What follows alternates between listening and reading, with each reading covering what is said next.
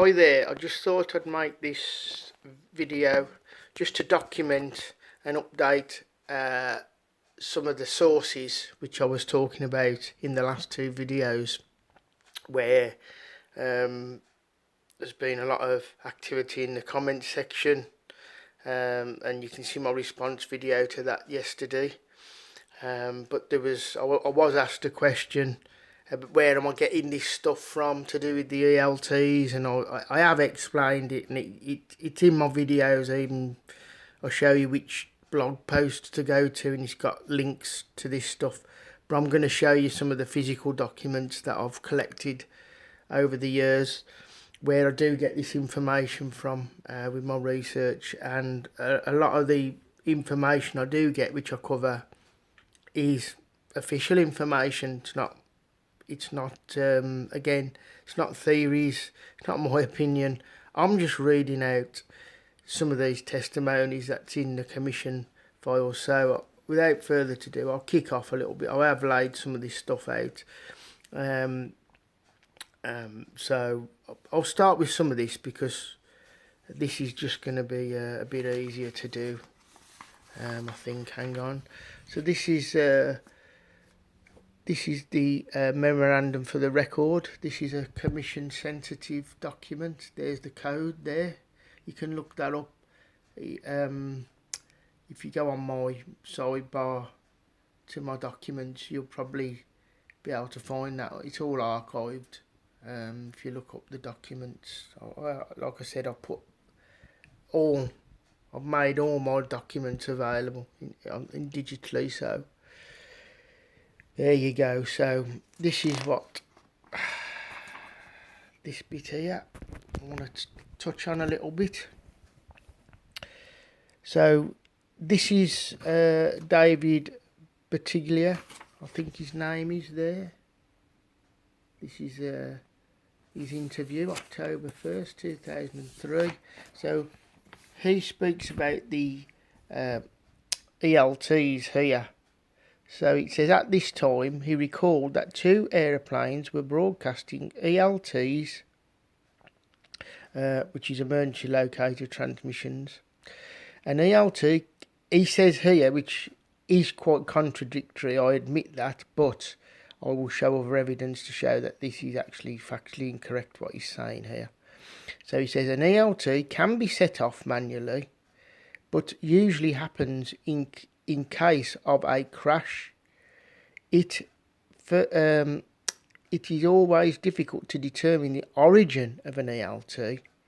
The higher up the target, the further away it can be heard. So, well, we know it was a faint ELT, so, but that is quite contradictory about that. So I can understand if somebody's feels contradicted by that, but as you will hear in a second, I will show from the expert commission pilot why that is incorrect, because it did throw me to begin with. Then Batiglia was trying to relay the ELT information to Dawes, but then AA11 disappeared altogether as a primary track. So it's obvious that this ELT was went off before the crash. Okay, now David Batiglia is under the impression that you could have manually set that off in advance, which is not the case. So there's that piece of information. So we know that the ELT actually went off before 11 disappeared off radar, because we've got David Batiglia's testimony there. Right, we also have McCloskey. Let's have a look at this one. This is again memorandum for the record, commission sensitive, interviewed October 1st, 2003, prepared by Miles Cara. So I'm going to look at this area here. He receives a phone call from someone at watch desk about an ELT, emergency locator transmission, in the vicinity of Lower Manhattan, New York, Tracon.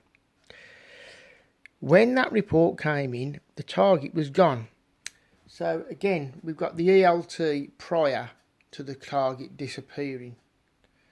And again, so we're now establishing that the ELT went off before the crash. And then in a second, let's just get some times. So remember that one there, that's the code for that document if you want to go and have a look. Then we have the New York Times. They published transcripts of United Airlines Flight 175, but there's a bit of a problem here because they inadvertently published the time of the ELT report for Flight 11, or allegedly Flight 11 I should say. So this is where it becomes quite damning for the official ELT stories. So the following transcript of radio communications between New York Air Route Traffic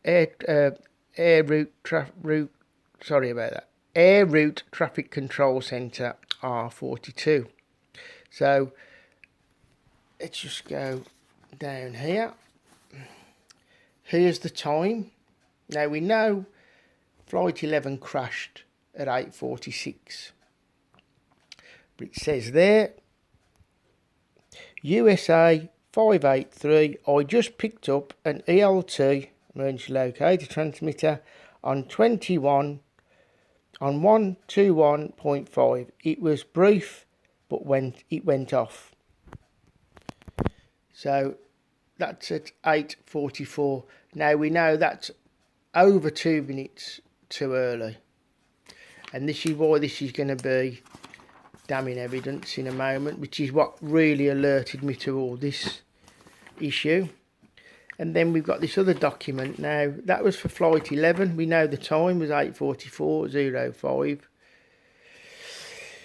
Here we go. So this is another document you can get. It's called Hunt for American 11 after WTC 1 is hit. So in this document it shows all the times down here. So we turn the pages and we go to the correct time. Just note on this, by the way, very, very craftily, they started at 8:45. So they're actually omitting some information in here to do with Flight 11 and the emergency locator transmitter, because we know it went off at 8:44:05. They start their part of the transcript at 8:45:38 seconds. But what they didn't do was, they didn't omit, luckily, they did not omit this particular page here as we go through. It's all in detailed form, this. Again, you can go and look at this for yourself. At 8:58:23, we've got USA 53 again, which I've mentioned. The pilot informed the air traffic control people. It wasn't there. It wasn't the air traffic controllers who picked this up. It was the pilot. Okay, so let's just get that straight, which I've said numerous times to this person. So I hope they're watching this. So New York Controller R42. I hate to keep burdening you with this stuff, but now we're picking up another ELT on 21.5. So note the time here, 8:58:23. So that's over, 4 minutes too early, nearly 5 minutes too early, 4.5 minutes. So what is going on there? Now, we know David Batiglia said that you can manually set an ELT off. However, this is where this document comes in, and you can all go and look up that one there. Memorandum for the record. interview with Paul Thumser, October 1st, 2003. Let's just look at this. Thumser has extensive experience as a pilot and as an operations supervisor. He was chief pilot for a light commuter airlines, and in October 1981, for a variety of reasons, he left the flying world and was hired in October 1981 as an air traffic assistant. He started at New York Tracon and moved to New York Center in 1989. He ultimately became an operations supervisor in Area B and was supervising that area on 9/11. He reported through the operations supervisor to the operations manager in charge, Bruce Barrett, who ultimately reported to Mike McCormack. On 9/11, McCormack would have reported to the acting AEA501 at Eastern Region, Rick Ducharme. Right, so observations based on pilot experience. ELT. An ELT locator transmission cannot be triggered by a pilot in Boeing 767s. Right? We've got it right there. ELTs are tested at 00.05 each hour. So that's very brief. It's 5 seconds. Not 5 minutes, 5 seconds. Was that the brief ELT heard? Who knows? But it was too early before the crash. So on a Boeing 767, impact would be the only way to trigger one. So let's just listen to that, folks, what he's saying. Expert witness of the commission testimony here, which they recorded. An ELT cannot be triggered by a pilot in Boeing 767. Right? And then we've got on a Boeing 767, impact would be the only way to trigger one. The ELT heard on 9/11 could have come from anywhere. 121.5, that's the frequency, civilian, or 243.0 military. That's a military frequency.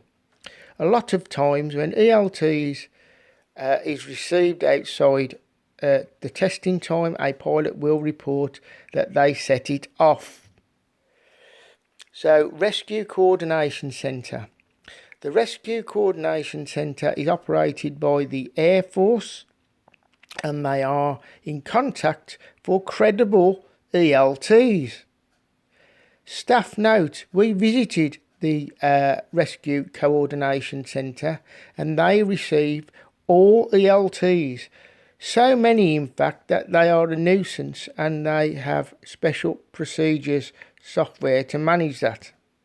Now, just note, that's added in by a staff note, by the way. So that's not coming from Paul Thumser, who's more expert on this. That's a staff.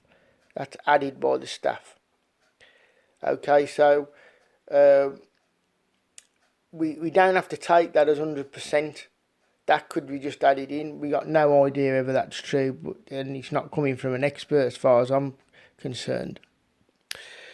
What we do know here now, it says parameters for an ELT for that type of aeroplane, Boeing 767 or 767, to be set off due to a hard turn or a hard landing aren't credible. Just let that sink in. This person who's been on the comments section, I'm going to read it again. Parameters for an ELT for that type of aeroplane, 767, to be set off due to a hard turn or a hard landing aren't credible.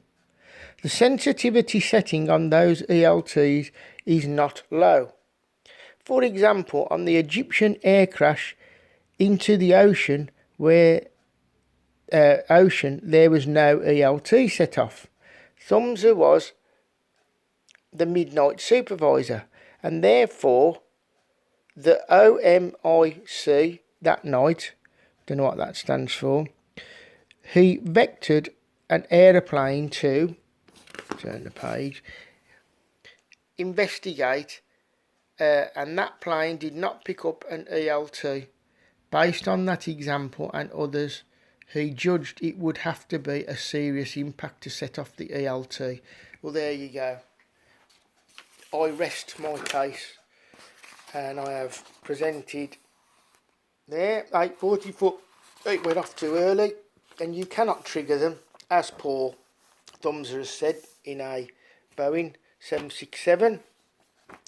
And we know American Airlines, well, we don't know which plane it come from. That could have been inputted, to be honest. And let's,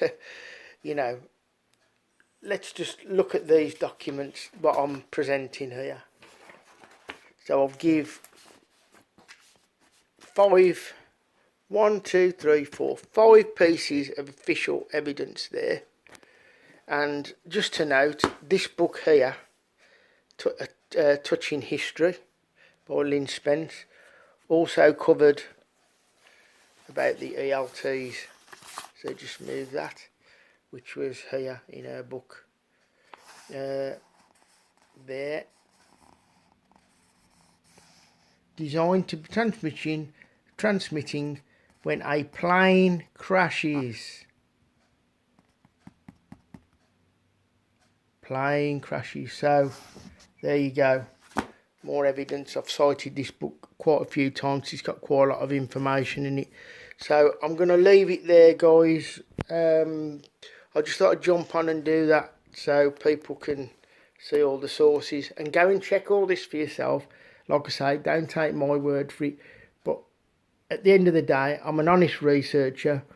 I'll try and present as much evidence. I've made all this evidence available in digital format for people.